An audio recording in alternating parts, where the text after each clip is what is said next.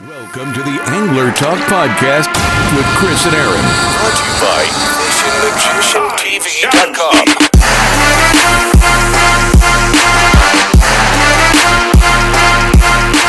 FishingMagicianTV.com. What is up, everybody? It's Chris and Aaron back again with another weekly episode of Angler Talk. How we going, bro?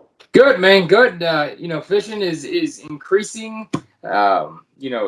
With popularity around the neighborhood amongst the kids, dude. So that's always a good thing, Chris. When you get some kids out fishing, dude, or you head out fishing and you can meet a group of good, like-minded individuals that just want to learn, and they actually, kind of enjoy sucking up the knowledge that you have to give, dude. And like I was expressing to this group I was fishing with, I wish there was a guy like me back when I was younger, giving what I was giving to them, dude. And they were super, acceptful of what I was spitting and what I was, kind of giving them as knowledge. And it added to a good day of fishing, dude. It really did.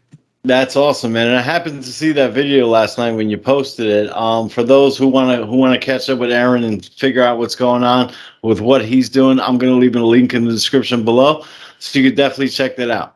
But this week we got one of my Jersey fishing buddies over here, Captain Jose Bastos, who is the cousin of one of our guests from a few episodes ago, Captain Carlos Bastos, and the fishing runs strong in that family for sure. Yeah, it does, dude. I mean, goodness gracious. I wish I would have known a handful of these guys that we know now when I was in New Jersey, dude, because I'm telling you, the bite would have been 10 times better knowing these captains, that's for sure. Absolutely, man. So here's our interview with Jose. Hope you guys enjoy. And here we are, guys, with Captain Jose Bastos from the Salty Pork Chop 2. How we doing, brother? Doing good, man. Doing very good. Great. That's to be awesome, man. Well, I'd known you a lot longer than Aaron has. I've been fishing with you for about, 4 or 5 years now, and I can't complain, man. The fishing has always been great. Lots of laughs and lots of bent rods, that's for sure. We try to do our thing, It's the whole purpose of going fishing, having fun, bending rods. Absolutely, man. So, I mean, you are a Jersey guy. We're all Jersey guys. Aaron is in Florida now, but what are your favorite species to target? Do you consider yourself more of a freshwater guy? I know the answer to this, but we're gonna let the people know, or more of a salty guy? I am a salty guy. Don't get me wrong. I do like my sweet water. Beginning of the season, like anything, just to get a line wet. It's been a tradition with me and a few others. We like to do opening day trout. Get out, soak the line, just dust off those cobwebs. Other than that, that's pretty much it. You really won't catch me on the sweet side. Pretty much after that until fall. As you know, I've been trying to get you to go me. I like to go upstate and I go for salmon in the fall, and then weather permitting, late winter, real early spring, I'll go back up for steelhead, and that's it. And after that, I'm pretty much on the salt all the time. So we mentioned your boat a little earlier, the Salty Pork Chop. Give the listeners a little bit on the size of the boat. I mean, when I hear charter boat in New Jersey, my mind goes to head boat. So is it a little smaller than a head boat, a little more personal than a head boat, or we talk about a head boat? It is more personal. It's a 27-foot trophy. It's a comfortable boat. I didn't want to do this full time. I have my own full-time job. There's a lot of competition out here, especially in Jersey, especially where I'm at, which is fine. There's nothing wrong with a good friendly competition. It's just, would I do better fishing? Probably not. I will say I'd be a much happier man if I did it full time every day. But no, I can't complain. But no, it is more personal. I started off, working for a few guys years back. When I got my license, I then, got into a small boat, had a little Grady, did a few trips here and there part time. Did that for about 2 seasons, and then from there, I just wanted to do a little more fishing. Just kind of guy. I love putting people on the fish. I just love to be out there, but at the same time, I like to fish myself. And I'll be honest, after doing it, part time for a little bit, I kind of missed it a little bit. It was great being out there, but I'll be honest, I'm a fisherman. I want to fish. Yeah, I want to fish. So And I will still take people out if anybody gives me a call. You know, more if you know if my schedule permits, or you know we make it happen. Absolutely, you know, I'll take you out. I have no problem with that. My boat now will fit 6 people comfortably. I try to take, you know, anywhere from 4, 5, 6. You know, it's a 6 pack. a lot of people don't understand, what it goes about behind being a captain. I mean, I get it, you think that, we're just a bunch of fishermen and we're going to go out there, but they don't realize that we really don't fish all that much. We're the ones who's driving the boat, prepping the boat, getting if you have a mate, you got to get the mate's got to get all the bait ready and stuff like that. So it's not like we're really fishing. They don't understand that it's more like watching you fish as opposed to us actually, having a good time as well, and actually catching the fish. Absolutely. I mean, I know a lot of captains. Been on plenty of boats. After a little bit, captain grabs a rod and he starts fishing. I have no problem with that whatsoever. You know, if you got a mate on board, which most larger head boats usually do.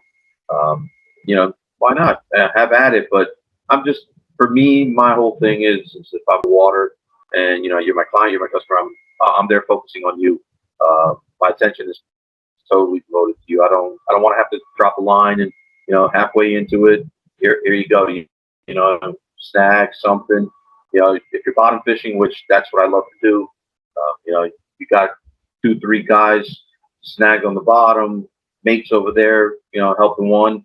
What am I going to do? I'm just going to keep my rod there and try to catch fish and just watch them. No, I've got to help them, and I don't want to be that guy to say, here, let me put my rod down and we'll see you in a second. I want, if I have to, just get it up on the fly, and I'm there to help. That's Absolutely, man. That's me. But I don't knock anybody that does their own thing. That's it's everyone's preference. But before we move on, I just want to apologize to the listeners and the viewers. We are having a little bit of issues with connection today. There might be some bad weather brewing somewhere, but we're trying to push through it. So just bear with us. All right. I know that your favorite type of fishing is bottom fishing. What is your favorite species to target there in the bottom? I mean, bottom fishing is great for me because when you're down there, there's so many different things that you can bring up, and it's always exciting because you just never know. That's a rough one. I love to cod, but that could be tough. In the last few years, about 5, 6 years ago, it was great. It was great. Actually, I would even say the last 5 to 8 years, it was great. It was pretty much right before me and you started fishing together. It was great. Buddies or even family, if there was 4 or 5 of us on a boat, it wasn't uncommon to come back with maybe 7, 8 apiece.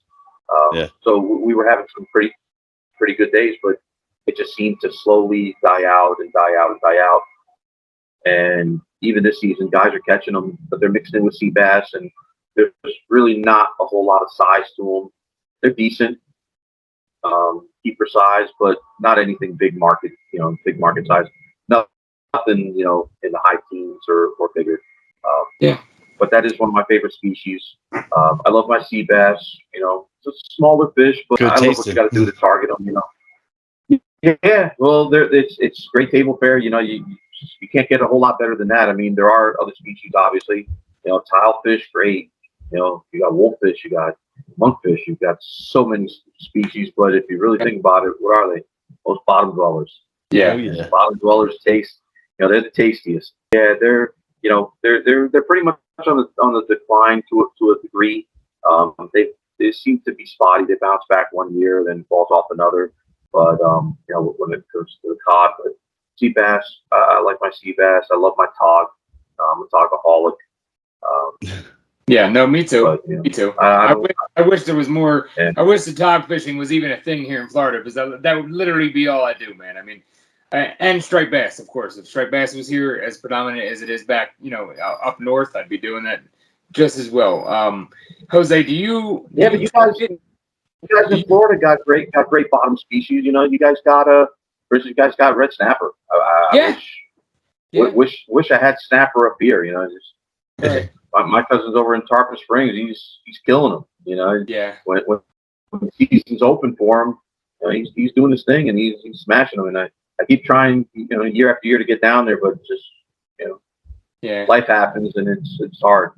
It's a weird window too. They have this they have a season on them to where it closes and opens, and it's so weird. We're fighting here at just the fishermen. We're trying to fight to actually have that window open a longer time throughout the year, because every guy will tell you when they go out there, there's no shortage of these things, and there's no shortage of small up to a really nice size trophy mounting red snapper, dude. So they were seeing declining numbers, I mean, years ago, but everybody I talk to now is just telling me it's come back, tenfold. Other than a red snapper here and the sea bass up there, do you target striped bass when the striped bass migration starts heading through, North Jersey? Or I didn't even ask you, Jose, what part of New Jersey are you in? Middletown, which I'm in the Jersey Bay shore. So I'm right around the Sandy Hook area, and that's where I fish out of. I fish out of Raritan Bay. And then I go out from there. No, the striped bass fishing over here, Raritan Bay, some years better than others. This year's been phenomenal. Last year we thought was great. I think this year's even better. They haven't seemed to just want to leave. They just stick around. Funny thing is this year there was a good amount of bait, still is, but nothing in the amounts that we've seen the last couple seasons, but yet they still keep sticking around. They just will stick around and stick around. And guys are still nailing them. I was doing great. I personally went out last year and I bought a kayak for the first time.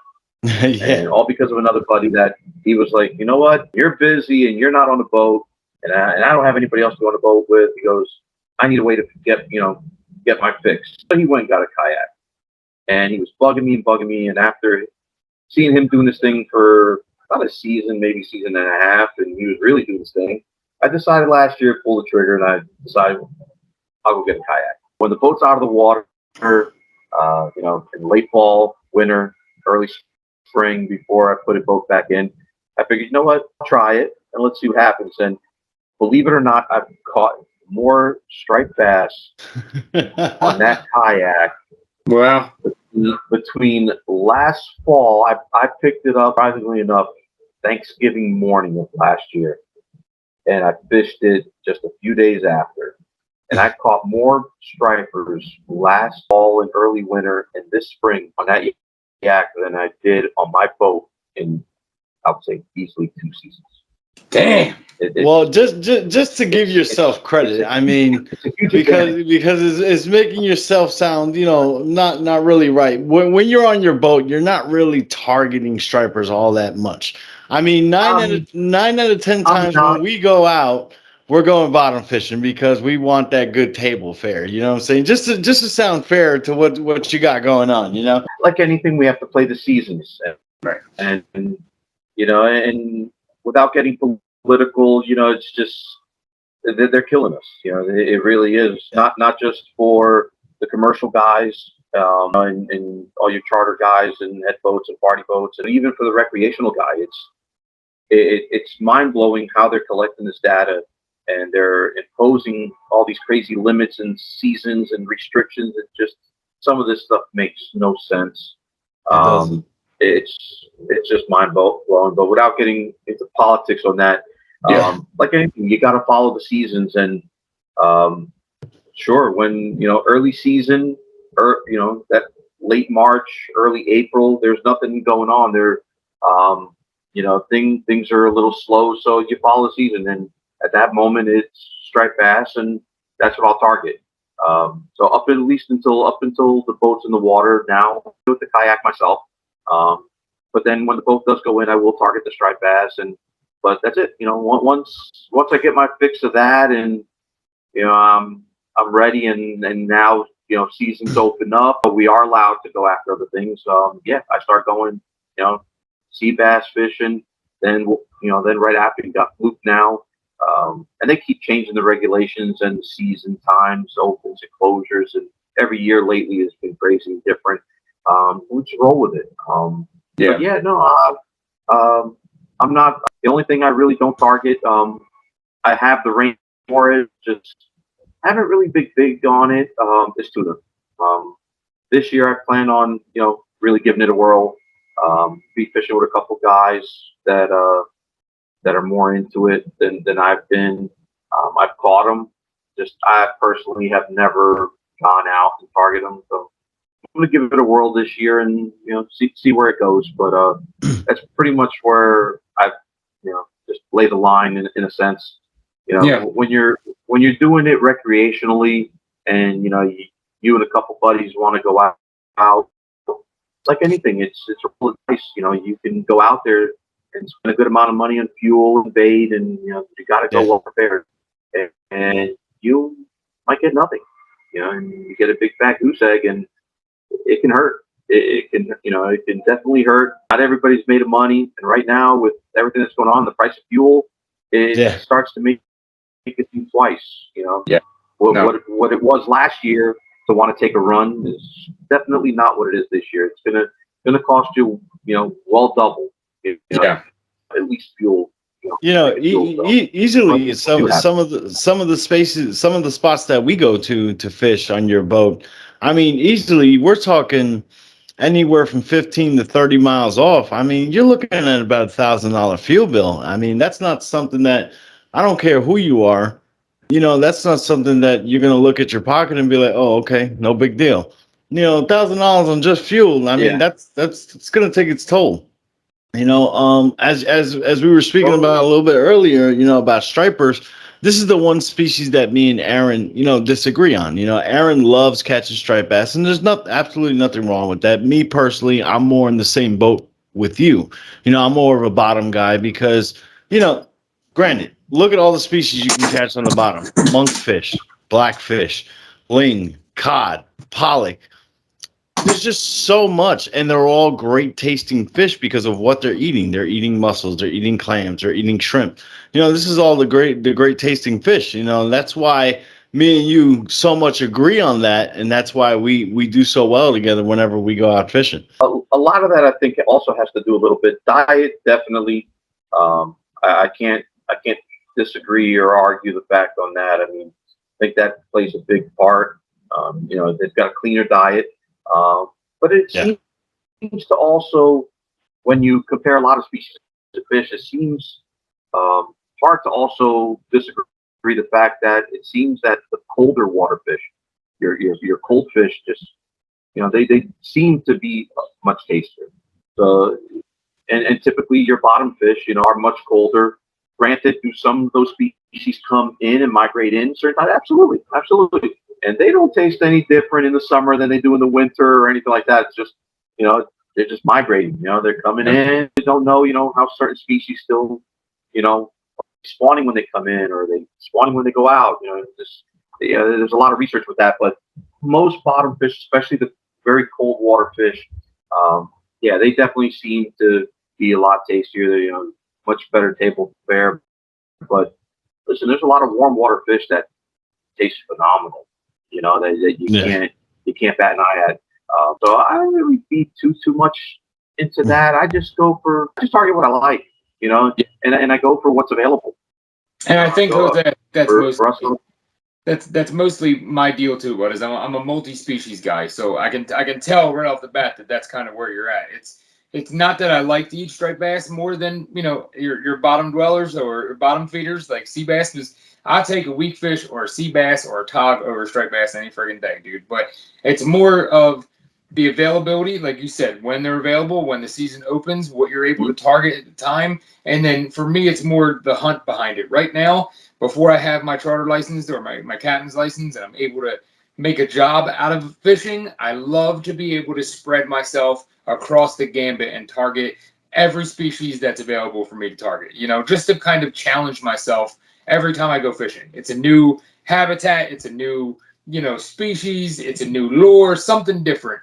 But Jose, if I'm showing up, right, say I call you on a Wednesday, you're not working, you don't have a charter booked, let the listeners know what do they bring down the dock to get on your charter boat and to go out and have a successful day? Do they bring anything, or what does the day look like from the dock, from for the full day, and then from back to the dock with you? It really depends on the customer, really. Right now, going on what we have going on this time of year, I pretty much we do have a few species that we can target, but I leave it up to them. Again, I'm not the kind of person where I will say I'm going to go out fishing personally. I'm only going to target one species. My plan, I don't have one. Chris will tell you. He's not with me. That's for I sure. have days where if you call me and say, "Hey, Cat, I want to go fishing," I don't care. Let's just go fishing. Mind is, where's everybody been? At least guys doing what I'm doing. So I have a few guys that I can call. I don't do a lot of the whole networking thing, but I do have a few buddies that do fit, do fish commercially full time. I can make a couple phone calls and, hey, where have you guys been? What have you been doing? How's conditions been? And that'll kind of help me determine what direction I'm going to go in. But um, if I know I'm taking people that just want to fish, action is better than anything. Listen, you can go out, and I'm just a firm believer that if I could put you on the fish and at least keep you entertained the entire trip, I think you will be more satisfied with that than going out and chasing one trophy, one bass, Hmm. and then popping your cherry and going home. 6, 7, 8 hours in the water, you catch one fish, maybe a couple, Right. Yeah. and then you go home. You know, I mean, now when the fish is red hot, different story. When it's red hot, early spring, you come in here, Raritan Bay, they're all over the place. You throw anything, and they're smacking it. Then yeah, we'll go do that. But like right now, it hasn't really been like that. It's striped bass now is starting to teeter off. You got to chase them. Just, you will find them. They're still around. yeah, I'm going to take you to the absolutely, beach, man. and And and we're gonna start in one area that I know, and then I start traveling. I start traveling from there. I'll hit a couple spots I haven't in a long time, and 9 out of 10, the one thing I love about that is uh, you'll find new bottom that you may never have found before, and you stop there. Then all of a sudden it's game over. You catch your load in one spot, and everybody's like, "Whoa, okay, this is crazy," and boom, you're done. You go home. Everybody's happy. yeah, I have seen Jose Simrad, man. There's like 62,000 spots marked on that thing. Jose comes from Yeah, a very fishy family. For those that don't know, a few weeks ago we had Captain Carlos Bastos, which is Jose's cousin. They are family, and they they they have that integrated into their blood. Jose is being extremely modest. I'm just gonna tell you guys the truth. I have been fishing with Jose for a very long time. There are days where we leave the marina, and in the first 30 minutes, we already got a limit of stripers. Now we're going fluking. After fluking, we're going sea bass. And we are coming home and we are stuffing the freezer full of meat. This is real life. This man is pretty good at what he does. And I know he doesn't do it full time, but I can guarantee you that if he decided to say, you know what, I'm gonna do this full time. This he would have one of the premier boats in the New Jersey Raritan Bay area. That's my personal opinion because I have personally fished with this man. I know the work he does to find these spots and get us on the meat, and he does his thing. That's for sure. hey, listen, I appreciate that. Could I do it? I'm not gonna say I can't. Um, it's just like with anything. To start a head boat, you gotta start somewhere. Some guys just want to jump to the top. I know a couple guys personally that they jumped into 35, 36 footers plus, Yeah. and just to say, hey, I got a head boat, and here we go, we're gonna start a business. But what people don't understand is there's a lot of expense with that. Bigger the Oh boat, yeah. bigger expense. Um, but there's advantages and disadvantages to both. Bigger boat means you got to take more people. More people, then More basically worry. you got a lot more work to do, and Yeah. there's a lot. It could be a double-edged sword. There's a couple boats around that they do their thing, man. They do great, and they're they're at the top of their game. People, you mentioned those names. I don't want to throw anybody out there. Whether it's good or bad, people know. But there's a couple boats around that they do very well. But what some people don't understand is, you get into these larger boats and you're taking more people, more than the six pack. You're taking 8, 10, 12. It's a lot more fishing you got to do. So now you can extend your day. So now 9 out of 10 you're leaving in the dark, you're coming back in the dark. Yeah. So now you think about it. So you got to make your customers happy. Right. So what are you doing? Staying out longer if you have to. And there's nothing wrong with that. Some guys love to be out on the water all day. I think if I did that a little too much, I'd probably be a divorced man pretty quick. Right. Right. Yeah. So Jose, talking about being in Raritan and being in New Jersey, me being in Florida, is there anywhere like across the country or across the map, man, that you want to fish that is on your bucket list to fish, and what species is in that area for you? There's a few. There are a few. Halibut is on that bucket list. Definitely go. Definitely, probably. This would probably be a strange one. Chris would understand this one more than anyone, but for me, probably my number one bucket list would be British Columbia and going up there for salmon, for king salmon. Okay. They get a run up there of absolute slobs. The only way I can explain a salmon for those that have never actually caught one, the easiest way I could just describe it, if you wanted to describe it to a saltwater species, is you took a tuna and packed them into the size of, let's say, a nice gator blue, like a 20-pound. So you take that, and you've got the ferociousness that never quit of a bluefish, with the absolute speed and muscle of a tuna, and that's what you get out of the salmon. Like these guys are going upstream; they don't stop. I've had them upstate New York, and these are landlocked. They're Great Lakes fish. They are not sea run salmon. So these things, I've had them where you hook a fish, you don't even see, never even seen them. I hooked it, and it just take off upstream. They're fighting the current. They're fighting everything. 30 seconds. There goes a few hundred yards. Boom, gone. All I could do is hang on, and I'm yelling, "Coming up, coming up!" as loud as I can, letting everybody know that he's on his way. Watch your lines, and all I'm doing is I'm just hanging on there, and all I see is just that reel just starting to smoke, and I'm like, "Okay, here we go." And then all of a sudden, just that whiplash in the back, that whack. Oh God. Yeah, but it happens. Yeah. And I knew the topic of salmon was going to come up, because this is Jose's favorite thing to catch, and this year it's kind of a bust for me. I had finally agreed to go up with Jose to Pulaski, New York, and the time came, and then the weather just didn't cooperate, so we didn't go out. And also, I was gonna go up with Captain Scott Tarnowski, but unfortunately, I have to spend a little bit too much time adulting in life.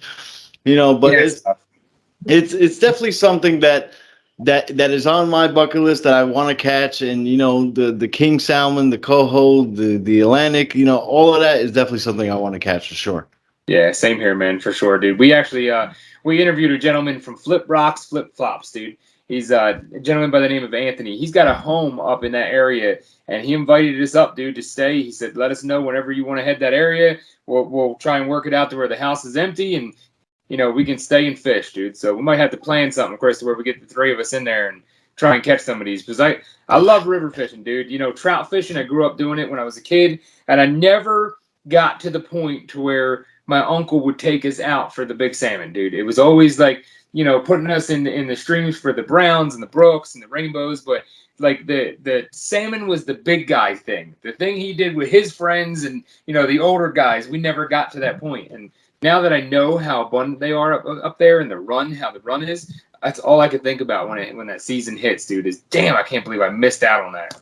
Spent a lot of time teaching me this river fishing, because rivers, I have never fished one, which is shocking. It might be shocking to some, but I've been on the salt, I would probably say 98% of my entire fishing lifespan has been on saltwater. So you guys are gonna have to show me the tricks of the river and how to read the river and everything like that. But I'm an open book. I'm gonna sit there and listen. Listen, it's not real hard to pick up on them. The hardest thing is with salmon is they're coming into spawn. So And this is a whole nother conversation Right. about lifting and snagging and all this stuff. But there is a technique to it. But let me tell you, when you clean hook a salmon, especially what we would call a green salmon that just just came into the river, he's still fairly chrome. Even if he's not chrome, he's he or she hasn't been in the water that long or in that river that long. They're fresh fish. They're still lively. They're taking off. Those are the great ones to catch. But right after, you get steelhead season, and steelhead do not grow the size of a salmon. Some do get big. My personal best is just around 16 pounds, and that's big for steelhead. But let me tell you, anything in the teens, you get a steelhead 12-pounder, 10-pounder in that river. Hang on, they will take you for a little ride. They're fun to catch, but the That big thing is like a thing torpedo. with that too is yeah. Well, the big thing also with that, which makes it very interesting and a lot of fun, is different than being in the salt. Especially on a boat, is you're in waders in the river. Right. It's slippery, so you got to learn how to balance yourself. Hold a rod in your hand, net if you've got one, backpack. Some guys carry them, I don't. It's too risky, more weight on you. You got a lot of variables. You're trying to walk. If you're in the river working a hole, now you got to figure out how to balance yourself, walk out, try to get yourself onto dry land. Now you're chasing the fish to a degree. Sometimes the fish wants to go to the other side of the river, so now you find yourself crossing the river. Now you're also depending where in the river you are, or you could be walking blind right into a hole. Right. Boom, there you go. You go in. Going for a swim, boy. It's very, very challenging. And I think that's, at least for me, that's what makes it half the fun. Is it's a challenge. You're not just sitting on a bank. You're not just sitting on a boat and fighting this. You're working for it. You're working for it. I mean, I've chased down salmon, not so much. I used to in the beginning years ago. I've been doing this now for a while. Just actually talking to my buddy that got me into it, and I'm like, wow, like I've been doing this for a while now. I mean, it just, years go by quick. But yeah, no, in the beginning, I've chased down a salmon. Now I'm like, it's a salmon. Don't worry, I'm not worried about it. If it's a steelhead or a nice sized brown, or definitely an Atlantic, I'm walking. But it would be nothing to walk, 150, 200. I've walked about maybe half a mile. Right, easy. All the way up and down the river, trying to chase a fish. And I've seen people walking further than that, just trying to chase a fish. Now, they get on the embankment, they start running the sidelines. I'm like, dude, just the king. Yeah, no, that's a little too much. Yeah, but it's a challenge, and that's, like, again, that's what for me gets the adrenaline, pumping. Right. I like to catch all fish, but that definitely, it's a whole different animal. It's a totally different ball game. And not only that, I look forward to it because, again, it's one of those things that we don't see here. Right. And when it does come around, it's a short window, and like anything, take advantage and jump on it when you can. Yeah. Because after that, you got to get on the next availability. And for us, that's pretty much it. The only thing we have after that is Jose likes to do these things called suicides. I mean, there's been a couple of times where Jose hits me up at like 7:30 at night and talk about, yo, you want to jump in the truck with me? I'm going to Pulaski, New York. I'm like, yo, that's like a 5 or 6 hour ride. I'm like, when are we coming back? He's like, oh, tomorrow night. I'm just like, are you nuts? That's the way you got to do it, Jose. No lie, man. That's the way you got to do it. We used to do that with Montauk trips and Cape Cod trips, dude. We try to plan it a day in advance, usually around like the new moon or some kind of moon phase. But we would just give them 24-hour notice, Chris, and say, hey guys, whoever's going. Put out a post on Facebook and say we got enough room for this, and then whoever shows up in the driveway, that's who the hell goes, man. And we're gone. Yeah, I hear you, man. I mean, I'm as bad as the next guy. I mean, but there's just times where you're just like, bro, I'm tired. We can't do this tonight. You know what I'm saying? Yeah, but remember though, if you are a hardcore fisherman, I guess I'm not hardcore. As a lot of people claim, as a lot of people claim that they are. I'm hardcore. You're never gonna find anybody as hardcore as me, or if you're gonna call yourself that type of fisherman, then you've got to be willing to make decisions and jump on the fly. Because if you're one of those guys and you want to be on that bite, listen. If I'm calling you and I'm saying, hey, Chris, Aaron, listen, bite's going on right now, whatever it may be, insane bite right now. They're not going to be here for more than a couple days. If you don't jump on it, nothing I can do for you to help you on that. But if I really want to fish and I really want to catch it, you give me that call, I'm going to make sure I'm there. Oh, yeah. I'll find a way. Jose also knows that when he calls me during the work week, there's a 50-50 chance he's either Chris is going to answer the phone or the fishing magician is going to answer the phone. So that's why he takes that risk every time he calls me. Yeah, listen, there was so many jobs I can't even count on one hand, man, that I've lost over bites. Like, when there's been so many times my buddies have called me and said, listen, we got the boat gassed up, we're heading down, you either you're with us or you're not. And there's been a handful of times where I didn't take him up on it and I couldn't sleep for a month because these suckers are pushing these pictures of these fish in my face like, oh, you missed out on, you should have been there, dude. Yeah. So I get it, trust me, man. It's a hard pill to swallow when you don't take a trip like that. Yeah, the worst is when, you get that phone call and then you go to sleep and you wake up at, whatever time you wake up and you see those text messages. And especially with Jose, it's just this giant freaking pile of fish. And you're just like, damn, I missed that because I went to sleep. Yeah. But I make coffee, bro. It's a heartbreaker. It's a heartbreaker for sure. Yeah. Listen, there's plenty of times I go out and you don't do that great. Right. That happens to everyone. It happens to all of us. That's why it's called fishing, not catching. But I got friends, family that I can't tell you how many times, hey, I'm going to take this trip, whether it be on my boat, somebody else's boat, whatever the case may be. Go with a buddy, go wherever. And I call. Chris knows. Hey, I'm going to go here. I'm going there. This is what's going on. Got to hop on it. And then somebody will usually want to tag along, but then I'll get the majority. I'll put the word out to everybody. And, I gotta work. I'm too late, or tomorrow's a work day, or cat needs a bath. Cat needs a I got grass seed. I got grass seeds to plant. I got to look at the moon, whatever the case may be, and they don't go. And then I get the phone call. Oh, how was it? Man, did you miss a trip? And then they're like, "Are you serious?" I start sending pictures. I'm like, "Here you go. You gotta be kidding." So now, of course, now it's when I get this one. Then I get everybody call me.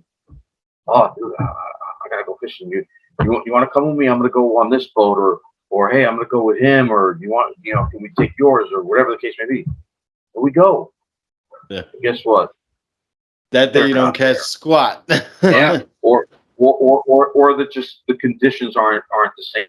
Right. Something's happened. There's groundswell, whatever. Depending on what you're going for. Just all of a sudden it starts blowing 20 from the east. It's just you never know what may happen. I tell everybody, listen, fishing is all about numbers. If you want to be successful, the more you got to up your chances, and the more you get out, the more chances you will get. So, Jose, I just want to say thank you for your time and coming on the show and letting people know, the type of fishing you like to do and all the crazy stuff that goes on with the salty pork chop. Thank you. It's been great being on here. Yeah, I appreciate it, buddy. Listen, I want to say sorry to the listeners. I know we've been glitching in and out, and I want to say sorry to our guests. Hopefully next time we have you on, buddy, later in the season, we can figure out the Wi-Fi and get a straight stream with you here and, not have any interruptions at all. Absolutely. Not a problem. All right, guys, one more time. That's Jose from the Salty Pork Chop. Thanks for coming on, brother. Thank you guys for having me. Man, it was good to hear from Jose, man. He's a longtime buddy of mine, and the fishing is always great whenever we go out, for sure, man. Yeah, that's awesome, dude. I love the name of the boat. Yeah, I know you guys went out, a couple weeks ago, and that's where you had the striper, and your girl called her first striper, dude. It sounds like, he has that family kind of orientated mind state when it's on his boat. He wants the people that book him to have not only a successful day, but a happy day and an enjoyable day while they're on the water, dude. I mean, how much more can you ask for from a captain, dude, Yeah, absolutely, man. And just for the viewers and the listeners listening everywhere, gotta apologize. We did have a lot of connection issues with the Skype phone call that we did with Jose, and we look forward to having him on in the future. And hopefully, we have a better, whatever the heck was going on. You know what I'm saying? But That was a yeah, little. So yeah, if you guys, it was very glitchy. if you guys can get through, a good part of that episode, it'll be definitely worth your time. I know it's rough to listen when the connection's rough like that, but I mean, great guest, dude. I mean, it went really well for everything other than the connections, for sure. Absolutely, man. So we're running out of time, but before we leave, we got a little gift from Extreme Bank Tanks and the Angler Talk podcast for you guys. I'll let Aaron take it away on that.